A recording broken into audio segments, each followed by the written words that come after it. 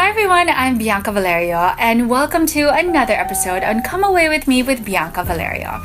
Now today, I'm not really taking you anywhere, but I've always been stressing that because this is a travel website, one of the things that is about travel is our journey through life. And in order to make it a very successful, a fruitful, a very, fulfilling one, there are a lot of journeys that we have to embark in order to get from one point to another. And the one thing that I really wanted to share with you guys is how to be more confident. I know it's such a vague concept or a very general concept, and I want to share with you guys easy ways in order to, not really a quick fix, but definitely from something more basic. And once you get through all those hurdles, it'll be something that comes natural to you. Okay, so these are 10 ways that I think will help you be more confident. Okay, I actually listed them down so I don't get anything off. 1, ego feeding. So after I had gone out of a 10-year relationship, of course, your confidence is down. Whether it be, let's say you had gotten out of a job, you had just flunked out of school, or you had gotten out of a relationship, we're all going through depression. And one of my friends had told me, Bianca, you just need to ego feed. And I'm like, what is that? So ego feed, for example, is I go out to a bar and I try to look nice, and people are just saying, hey, you look so pretty, can I buy you a drink? Or, oh my God, you're looking so good. So you are literally feeding your ego. I know it doesn't sound healthy, but it is a very shallow way of gaining back more confidence. But that's why I'm listing it as number 1, because I think it is one of the easiest things to do, and it doesn't really enrich your soul, but it helps you get by. So for example, you had gotten out of a job, put yourself in a situation, in a party or whatnot, and you start talking about businesses, or you start talking about things that you're good at, that most likely people will compliment you on. So that is what ego feeding is all about. So if you've gotten out of a relationship, you can go out to a bar, and you know that most likely when you're looking nice, someone is bound to compliment you. And although it won't really mend a broken heart or a broken ego, at least it'll put a quick band-aid just for the meantime. So that is ego feeding. Number 2, earn your own money so you can spend your own money. Now, I know that if we could go by life where everything is for free, that would be great. However, that doesn't really build confidence, right? It just builds bonuses and happy smiles. But life isn't all about happy smiles. Now, I really encourage everyone to try and earn your own money by spending your own money. Why? It earns self-respect. Case in point, if you have gained the reputation of being, let's say, a gold digger or a moocher. A moocher is someone who tries to get freebies, whether it be free cigarettes from someone, a free meal, a free ride, free everything, a free loader.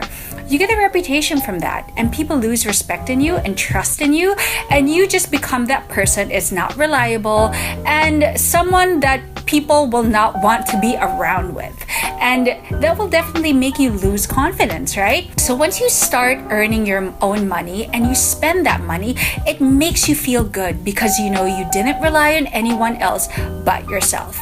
Another thing is, when it comes to earning your own money, it makes you feel good that once you have something that is your own, that it didn't come from anyone else, when you spend it, you learn the value of money. Which leads me to number 3, which is save your own money. Now, even if, let's say, a lot of girls, parents will always say, oh, you should try and find a husband who's going to try and provide for you. As much as that is an ideal situation, no matter how rich or you're poor or your partner is or your job can give you or whatnot, saving your own money, I think, has been the most amazing things that has helped me become independent.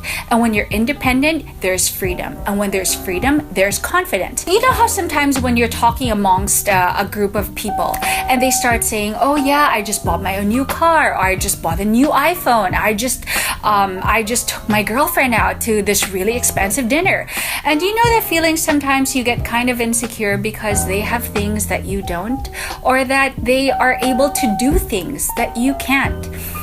I love the feeling of when I see something expensive, it doesn't mean I'm going to buy it, but it's the idea knowing that if I wanted to, I could buy it. And that builds confidence. It serves this self-reassurance that if shit hits the fan and I need that money, I have it. It's about saving for the rainy day. So that is why it's so important to save your own money. Now, this is how I also save my own money. I use budget apps. So it's like an app, I'm showing it now on the screen, where you document every single thing that you spend, even tips, toll, parking, going out with friends, and I categorize them so that I know, based on the summary, what are the things I mostly spend on. And it'll help track and monitor your spending behavior. And this is going to help you be accountable for all the things that you're spending in your life that are necessary and unnecessary. So you can't say, my God, I don't even know where my salary went. I don't understand. Now you will know where it went, and you can call yourself out when you know you're getting overboard or you're just staying on the budget, which is perfect. Okay, number 4, which is groom yourself. For the nth time, my brother did pass away, and this has led me to not caring about my appearance. Although it doesn't look it right now, but that's the point of number 4.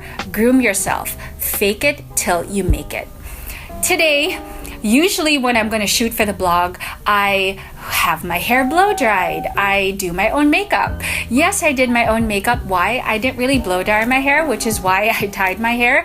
And just the blow dry alone, it kind of zapped a little of my confidence, because I'm like, I wanted to put my hair down, but I can't. And now I have to put it in a ponytail, and it doesn't really fit my outfit, and all these shallow, stupid reasons. But guess what? Every day when we brush our teeth, when we shave our face, when we shave our legs, when we put on a good supporting brow, when we wear those Spanx, when we put on cologne, all these things add up to making us feeling good about ourselves, because how we present ourselves to the world is how people perceive us.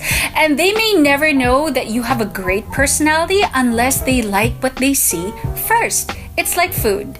If it doesn't look good, there's a high chance that you're not gonna eat it, right? So it's the same thing.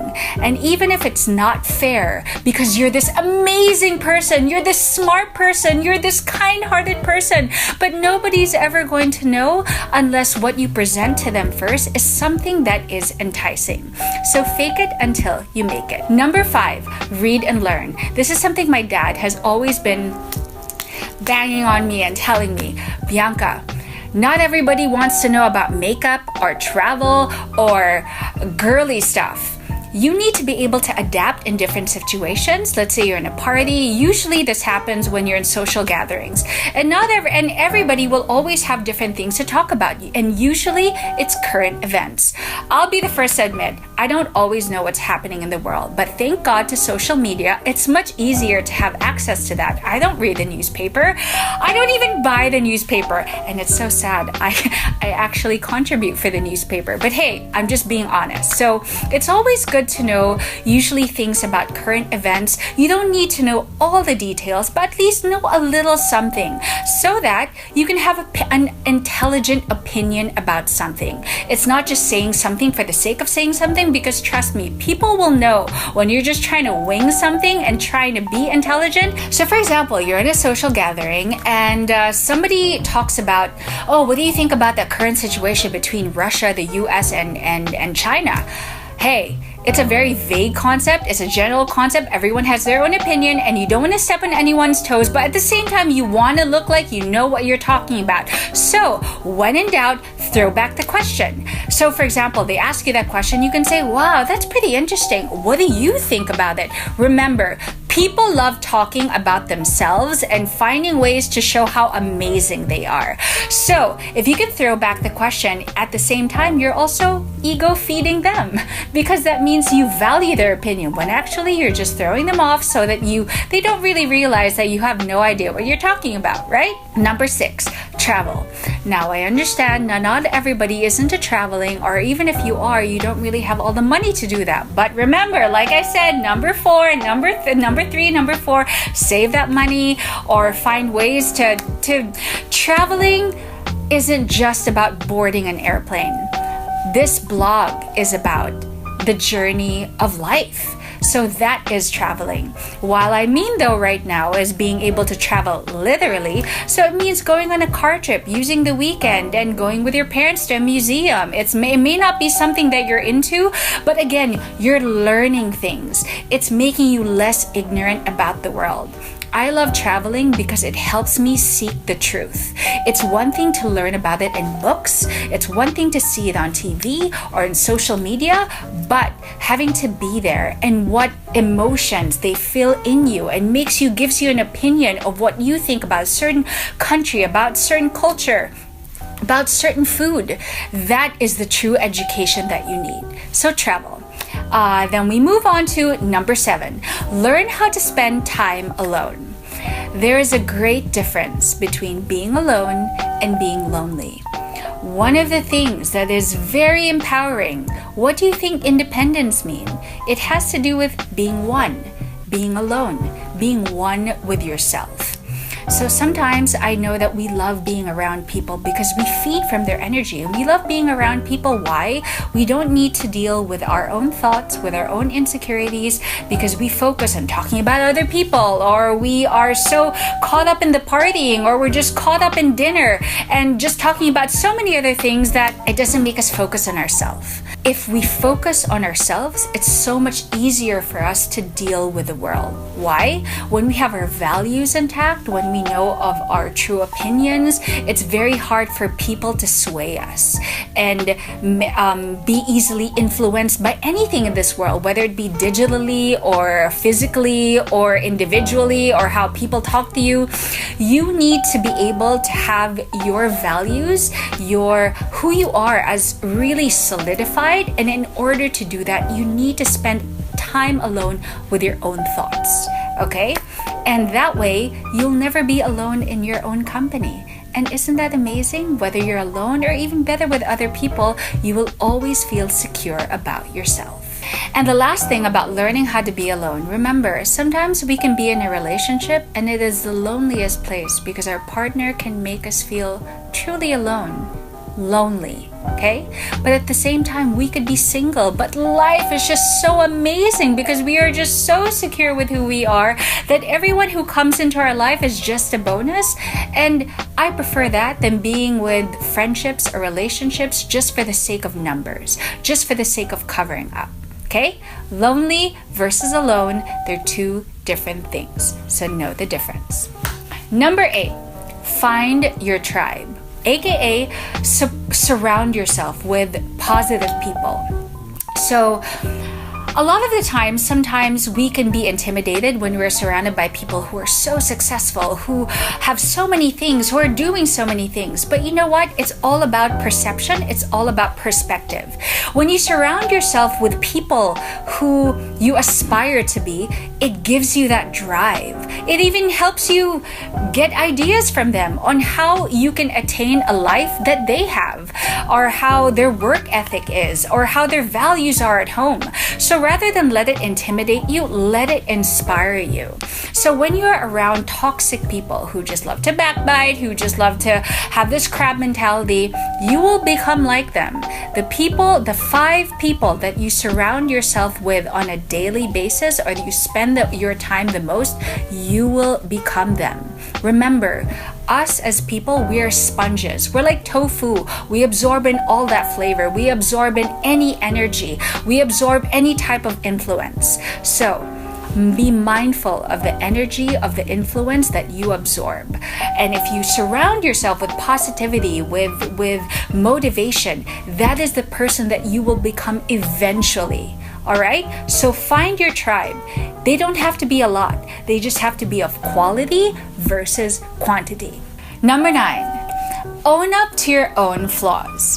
Okay, I'm sure your mom has told you that you are the most amazing gift from God, or your teacher has told you you're gonna go far because you are just brilliant, or your friends told you like, oh my God, you're like amazing, you're like an angel sent from earth, you're like my BFF. But as much as everybody loves to compliment us or ego feed us, well, we are not perfect. There's a lot of things that we need to be accountable for in order for us to improve. And in fact, people will also you will earn respect from people because you know when you are wrong and you know when to apologize. So accountability. Sometimes the whole point of an argument for some people is to let people know that they're right. Well, that is the wrong purpose. In order for an argument to be successful, you can either agree to disagree or find a way to have a compromise and also acknowledge when you're wrong. It is the hardest thing to do, but that's the whole point of the exercise. When you're able to acknowledge your flaws or where you went wrong and how you can make things better, you're being proactive versus reactive. And that is a sign of maturity. And that makes you be able to converse with people better, embark on relationships that are more meaningful, that even go on a deeper level. And that makes you feel more confident because the journey on relationships is not an easy one. But when you're confident because you can decide better, when you know you can handle arguments so much better, that for me really builds on the self-esteem, on the confidence, not just for one, but for two or for many. And number 10, acknowledge that you don't know everything. Because it's true. No matter how smart you are, no matter how amazing you think you have a master's degree of, PhD. There you go. When you have a doctorate in something. See, I don't even know. Obviously, I don't have one. But when you have a PhD in something, it doesn't mean just because you're specialized in something or you're an expert in something. Great, you're an expert in something, but it doesn't mean that you know everything. And when you have an open mind, that knowing that there is still room to grow, that there's still room to learn, it's a very humbling experience, but at the same time, it makes you confident. Why?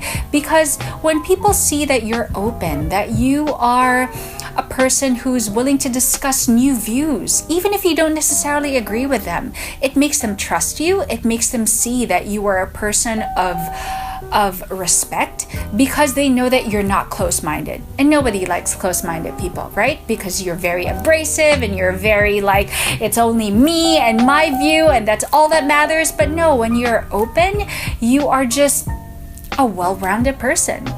And that makes you feel more confident because people can see that in you. You have an open heart, you have an open mind, and that's awesome. So those are the 10 things that I think that are going to make you feel more confident. And again, I'm sure there are a million other reasons, but these are just based from my experience. And because I don't want this YouTube video to go on until next year, I'm only going to share 10. So most importantly, I think that I can summarize from all the 10 is, I know that owning a lot of things can build confidence, for sure, because that elevates status. But remember, experiences can elevate your essence.